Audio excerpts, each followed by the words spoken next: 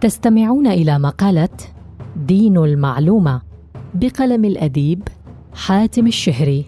في عالم السرعة وفي الوقت الذي تجوب الكذبة أنحاء العالم، تكون الحقيقة للتو تستيقظ من النوم. أصبحت الشبكة العنكبوتية هي المصدر الأول لمعظم الناس في استقاء المعلومات، بل والاعتماد عليها بشكل كلي وعلني. لقد ولد لدينا هذا البحث السريع والوصول للمعلومة بسهولة جيلاً مهزوزاً غير متخصص وغير دقيق، وإنما عنده شذرات قليلة من كل علم. ما دخل سريعاً خرج سريعاً، وما دخل عسيراً بقي طويلاً. وهذا هو الذي جعل المعلومات التي نكتسبها دون عناء ودون بحث تذهب مع أدراج الرياح.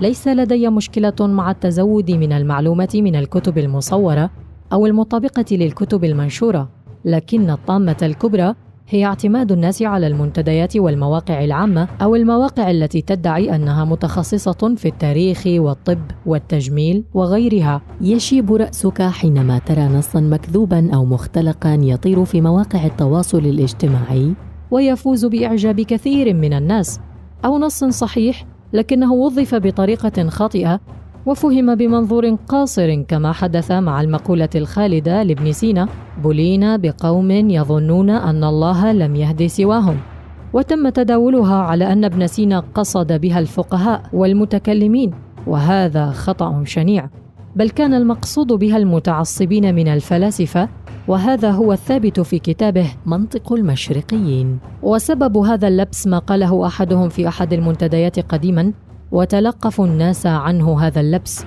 ولا يمكن أن نتكلم عن اللبس والتضليل في المعلومات ولا نذكر الموسوعة الحرة ويكيبيديا، فهل نستطيع أن نثق بهذه الموسوعة؟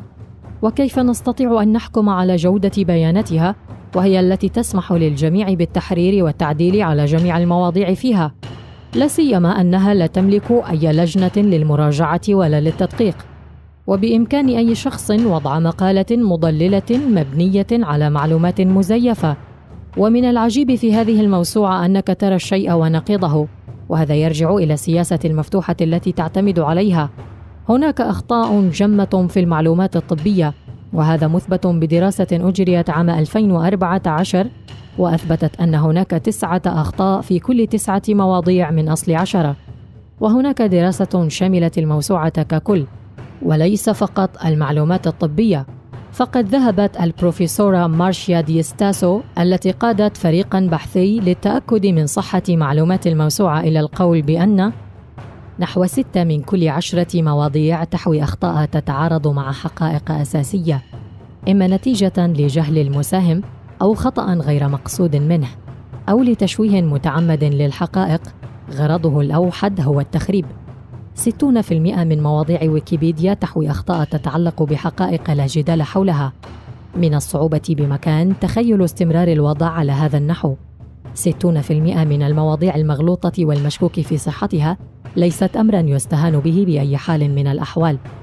من الأخطاء المضحكة في هذه الموسوعة أنها أخطأت في كتابة السلام الوطني السعودي حتى تم التنبيه عليها ثم التعديل لاحقا.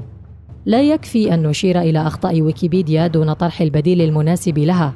وأعتقد أن هناك مشروعا كبيرا اسمه تاجيبيديا، وهي أول نظام من نوعه على الإنترنت لإتاحة المحتوى العربي المدقق والموثق، شاملا شتى المجالات العلمية والأدبية والاقتصادية والفنية والرياضية والثقافية والمعرفية والأعمال والخدمات المهنية وحقوق الملكية الفكرية والإعلام والمحاسبة والإدارة المالية والاستشارات الإدارية والترجمة والقانون والأعمال المصرفية والتدريب المهني واستشارات تقنية المعلومات وما يتصل بهذه الحقول من معارف علمية ومهنية أخرى.